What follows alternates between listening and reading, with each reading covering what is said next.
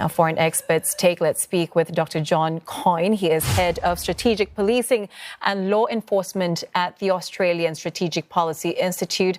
Dr. Coyne, welcome to the program. Now, Australian police have said that the Sydney knife attacker may have targeted women. In fact, 5 of the 6 people killed and the majority of the 12 injured were women. Some have raised concerns about the phenomenon of incels, or involuntary celibates. Could you tell us more about this phenomenon and why it is considered a threat? Look, absolutely. And I think just starting off on this, there's still not been a conclusive link between this attacker and incel ideology. What we've seen in the terrorism landscape over the last several years is a fragmentation of what once was called the right-wing extremism. So now what we have is a range of different belief systems. Now, one of those systems that are driving extremist thought, one of those systems relates to involuntary celibates. These are often people who have misogynistic values. They feel that women have forced them down, have changed their place in society, and ultimately underpinning it is a deep hatred of women. Now, most misogynists and most incels don't commit violence, but certainly there is evidence globally of a connection between these sorts of people and an encouragement of violence against women.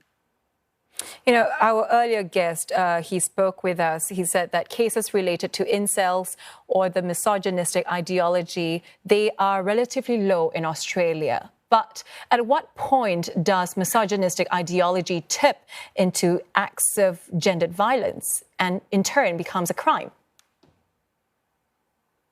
Look, I think here what we've got to look at is a couple of different things. And the way I look at it is that you've got to take a broad whole of society approach to this challenge. So in Australia, there can be no doubt that we have had over the last several years an alarming trend in domestic violence in which women have been murdered by their partners or ex-partners. Now that very much is a law enforcement issue. Misogynistic behaviour, including sexual harassment, sexual discrimination, hate speech, that is an issue that really needs to be dealt with either through law, but also socially, and it's a social cohesion issue. And finally, where there's an ideology and where there's violence, that at times can in fact be a form of politically motivated violence. Now, quite often, and you mentioned that there has been a low instance of this, quite often we've seen this, it's very hard to identify because police are looking at criminal offences based on the offence itself. So a woman is murdered, for instance. They don't often look in Australia at the underlying belief systems. And certainly there have been cases in the past where there are strong indications of links between incels and incel ideology and the murder or attempted murder of women. You know, Dr. Coyne, you wrote a report last year in August, and you described in that report that online spaces, from popular social media sites to dedicated incel forums, these platforms are providing in a space for not just the expansion of misogynistic views, but gender-based violent extremism. So how are authorities policing these platforms? Look, it's incredibly difficult. Quite often we see them in the deepest, darkest parts of the internet.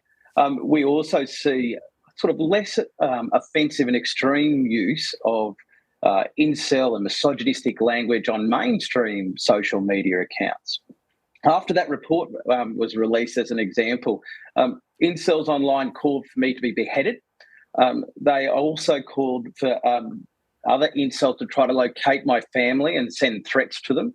So they are, in fact, an incredibly, globally connected community through these sorts of places online.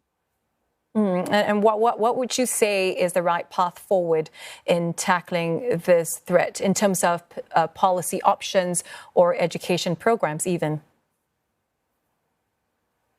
Look, there's a number of different avenues that need to be addressed here. First and foremost, social media platforms need to be far more proactive in taking down this sort of misogynistic and hate speech.